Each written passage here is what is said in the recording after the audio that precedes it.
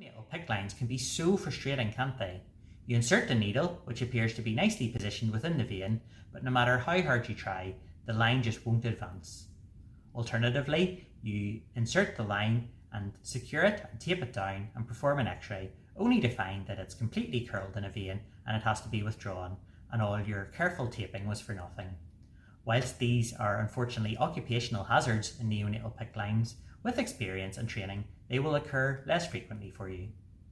I'm Dr. Matthew Sayers, a consultant paediatrician with over 10 years experience in paediatrics, and I have inserted a number of neonatal PICC lines and experienced these same frustrations many times. In this video, I will share my tips and experience on how to safely and successfully insert a neonatal PICC line so that you will have a better success rate. Links to all guidelines and documents in this video are available in the video description and on the OLAS medical app. PICC stands for Peripherally Inserted Central Catheter. They are very important in neonatal intensive care units for babies that require long-term fluids and medications, such as those on high-risk feeding protocols and on Prostin. Whilst UVCs are often easier to insert initially, if the baby requires central access beyond the first few days of life, if a UVC cannot be inserted successfully, or if the UVC needs to be removed due to line infection, then a PICC line will be indicated. Strict aseptic non-touch technique is required at all times when inserting and also when accessing a PICC line. Central line associated bacterial infection, also known as CLABSI, is a serious complication of line infection and will necessitate line removal and can cause sepsis and even death. So strict ANTT is required at all times. You should always try and use a 24 gauge single lumen PICC line where possible, as this is wider and less prone to blocking. If the baby requires multiple IV infusions, for example TPN and also Prostin, a double lumen PICC line should be used. If you have been unable to insert a 24 gauge PICC line and the baby is less than 1,000 grams, then a 28 gauge Premicath PICC line can be used. However, this is not preferred as it is more prone to blocking and can only infuse a maximum infusion rate of 10 mL per hour. Assemble your equipment. You will need a sterile gown and gloves, as this is a strictly ANTT procedure, a PICC line of suitable size for the weight and gestation of the baby, sterile normal saline, steri strips and an IV connector. A PICC pack contains the drapes, sterile swabs, forceps, tape measure and clear transparent dressings. Examine the baby for suitable insertion sites, preferred sites or visible veins in the antecubital fossa or the long saphenous vein. For arm lines, measure from the insertion site to the sternal notch. For leg lines, measure from the insertion site to the umbilicus. If you are using the antecubital fossa, turn the baby's head towards the limb to reduce the risk of it entering the jugular vein. Put down sterile drapes and clean the whole limb of the chosen insertion area. Allow to dry and place the limb through a clear plastic sterile field. Flush the PICC line, extension set and IV connector with sterile normal saline. You can see there is a firm but delicate rod at the distal end of the PICC line. Carefully pull this through the blue plastic attachment so that it remains within the casing but it is not poking through the distal end. Attach the extension set and IV connector to the blue casing and flush with normal saline. Take great care not to fracture the rod. There are markings on the PICC line at 5 cm intervals so that you are able to see how far you have inserted the PICC line. Apply a tourniquet to the limb with only minimal tightness. Take care not to fully occlude the limb or damage the skin. Slowly and carefully insert the needle introducer into the vein. This is a large bore needle and may bleed significantly. Using the forceps in the PICC pack, grip the top of the PICC line and continually feed it through the introducer needle.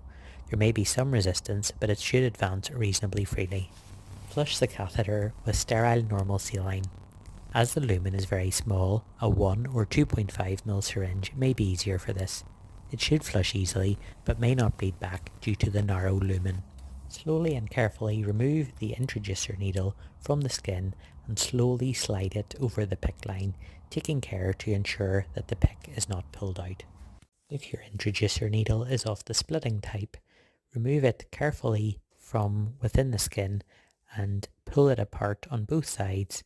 The needle will split in half, which makes removal easier. There is often significant blood ooze following this procedure. Gently apply pressure with a sterile swab from the PICC pack. Be patient and don't apply the dressing until the ooze is fully stopped.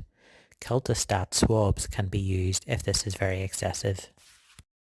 Once the blood ooze has stopped and the area is very dry, carefully apply steri-strips over the insertion site. Gently and loosely coil the excess PICC line around the insertion site, leaving a small amount of free line with the IV connector. Apply the clear dressing over the area and flush to ensure patency. Take care not to encircle the limb with the steri-strip.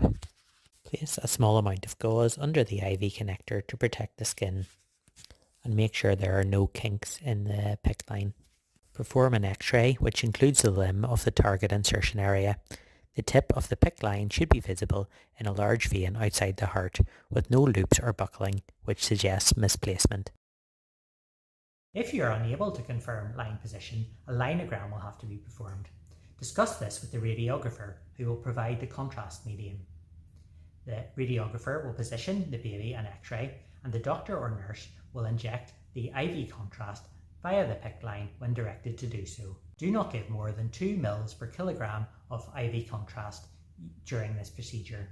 You must wear a lead apron to perform it, and do not do it if you think you might be pregnant. Always remember to document the procedure and confirmation of position in the medical notes. Many units have pro formas to help you do this. If the PICC line is not currently in use but is still required and you don't wish to remove it, prescribe a 0.5 mL per hour infusion of normal or heparinized saline, or else it will be prone to block and needs to be removed. Do not ever attempt to withdraw blood from a neonatal PICC line, as it has too narrow a lumen and will block. It should be flushed slowly using a 1 mL syringe without using excessive force. If it does appear to be blocked, first confirm position on an X-ray and check that there are no external kinks in the PICC line. Using aseptic non-touch technique, cautiously flush the line using 1 mL of 10 units per mL heparinized saline in a 1 mL syringe.